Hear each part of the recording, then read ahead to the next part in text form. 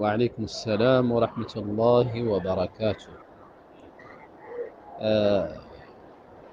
جشن مولود در اسلام کدام اساسی نداره و اسلام به نام مولود یا جشن مولود کدام روزی نداره، کدام عیدی نداره، کدام غم و ماتمی نداره. اگر می داشت رسول الله صلی الله علیه و سلم شخص خودشان این روز تجلیل میکردن و همچنان یاران با وفا و نهایت دوست داشتنی رسول الله صلی الله علیه و سلم، ابوبکر، عمر، عثمان، علی، اینها این روز بعد از وفات رسول الله صلی الله علیه و سلم اگر در زندگیش نمیکردن، بعد از وفاتش این روز تجلیل میکردن. و همچنین دیگر صحابه کرامی که اونها نهایت رسول الله را دوست داشتند و همچنان بعد از صحابه تابعین و اتباع تابعین، اگر این جشن در اسلام حقیقت می داشت اینها جشن می گرفتن.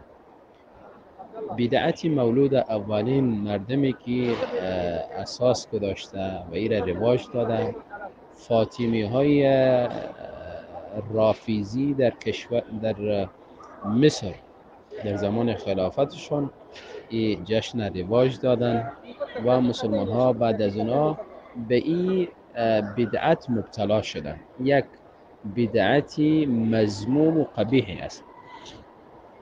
ملاحظه بر سر امی جشن مولود است که در اینا در 12 ربیع الاول جشن میگیرند. 12 ربیع الاول روز ولادت رسول الله صلی الله علیه وسلم بالاتفاق نیست. بالاتفاق این روز ولادت نیست. در روز ولادت رسول الله صلی الله علیه وسلم اختلاف است. از جمله اقوال میست که روز 12 است. از جمله اقوال یکی میست که در روز 12 است. روز 9 بعضیا میگیره، بعضیا اول و آخر، بعضیا هم ماهای دیگری را میگیره. اما درباره وفات رسول الله صلی الله علیه وسلم اغلبی سیرت نویسان نوشته میکنه که روزی 12 ربیع الاول وفات کردن. پس کسایی که جشن میگیرن در حقیقت خوشیشان برای وفات رسول الله صلی الله علیه وسلم است، نه برای ولادتش. یعنی چون وفات تقریبا اتفاقی است که در 12 ربیع الاول است، اما ولادت اختلافی است.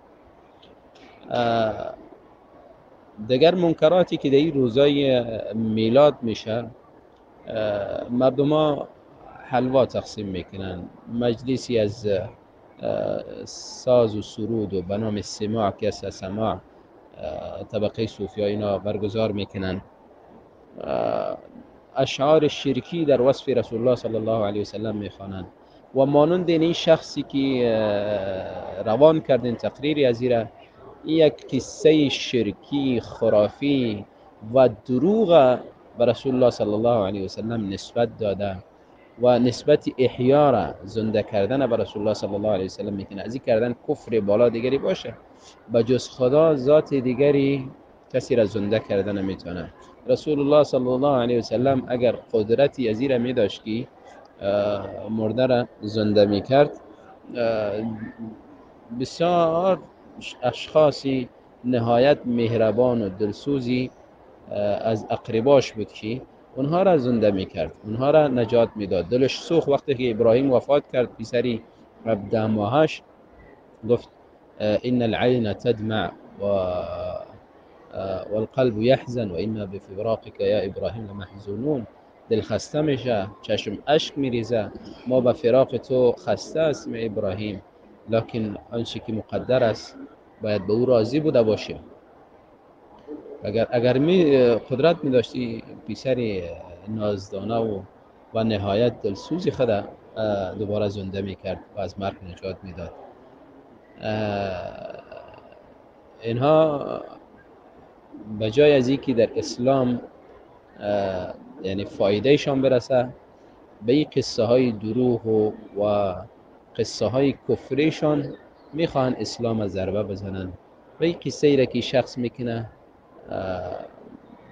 با یقین کامل شخص این قصه کاملا دروغ است. البته ای که شخصی مرمی اصابت میکنه و نجات پیدا میکنه و یک سببی علاج میشه، الله تعالی مثلا عمرش مثلا یعنی تمام نکرده، یعنی وقتی از عمرش مانده شفاش میده الله تعالی، این چیزی دیگر است که به رسول الله صلی الله علیه وسلم نسبت بده و رسول الله آمد به پیش از او کاملا دروغ و همراه دروغ این کفر است.